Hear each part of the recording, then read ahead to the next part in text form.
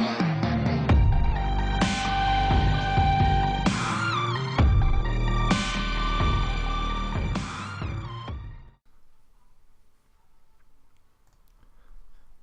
up, YouTube world? This is your boy Edits, and today I'm going to be bringing you a commentary on. This is actually my first ever Black Ops 2 game.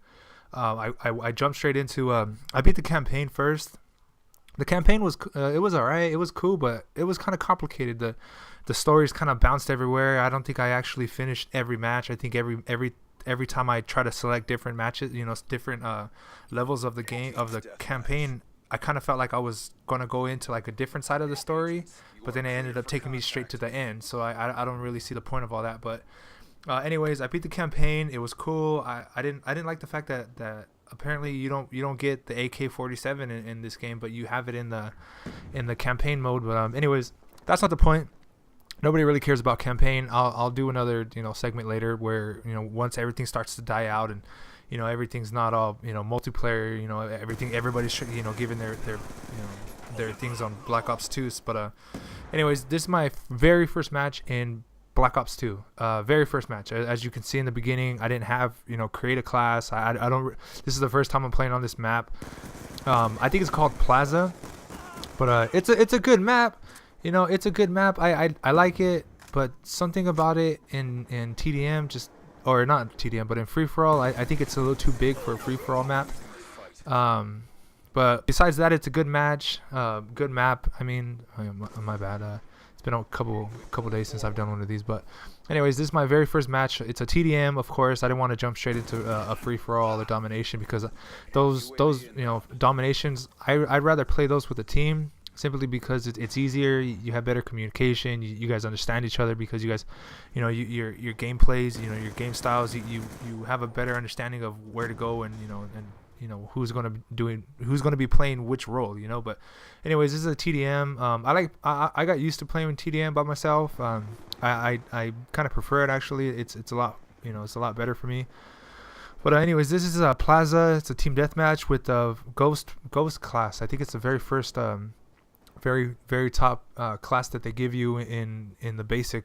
I can't the word for these classes escapes me right now. But anyways, it's all in all Black Ops 2. I'm enjoying it. It has its ups and downs. That sometimes I do get into some crappy deaths, but other than that, I really don't have no complaints for it so far. The knifing system's good. As you saw right there, the knifing system is good. The guns, I love the way the guns sound. The guns sound so vicious. They actually sound like terrifying. Like if I heard a gun like that, I would run. But the guns sound awesome. The gameplay, the maps. I have to give Treyarch credit. Their maps are really nice. They're not as dull as they were in Black Ops 1, or better yet, they're not as dull as they were in World at War. But they're nice, colorful maps. They're open. The only map I really don't like is the aircraft carrier. That map is ridiculous. There's I'll bring a gameplay to you on that later. As far as kill streaks go, let's get straight into them. I love the hunter killer drone. I love the UAV is ridiculously powerful, especially since they made Ghost level 55, and you only have it for it's like the AK-47 in Modern Warfare 2. You only had the AK-47 for that level. I mean, if you weren't going to prestige, obviously you had it for a while, but if you prestiged, you only had it for that level. And I guess in a way it's good because it takes away from people sitting in corners and and camping and all that stuff, because I like the fact that you have to be moving in order for it to work. But other than that, it's a really fun game. I'm enjoying it. It got it's boring because I'm playing by myself. Modern Warfare 3, I had people to play with, but now it's like everybody plays by themselves or in their own teams, which is understandable. But I prefer playing sometimes with a team, and just simply because it makes it more.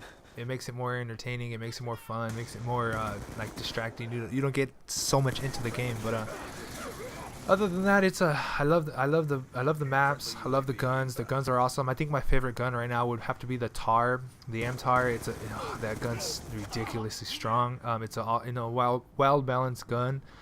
It's got its fair share of recoil. It's got good stopping power.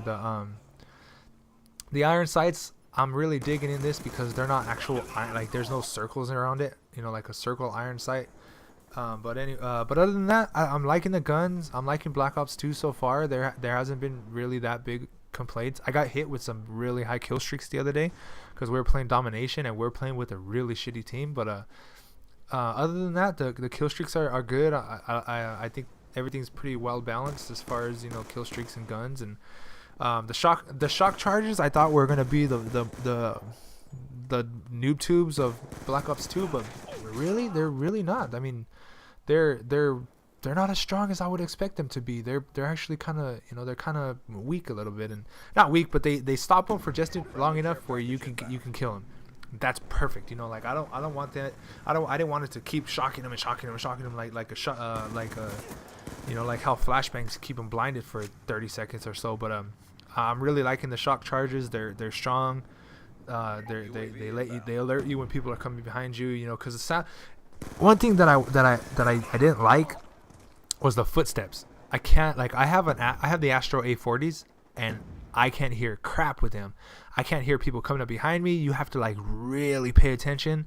But with awareness, I found that it boosts it. It boosts the level of footsteps that you hear.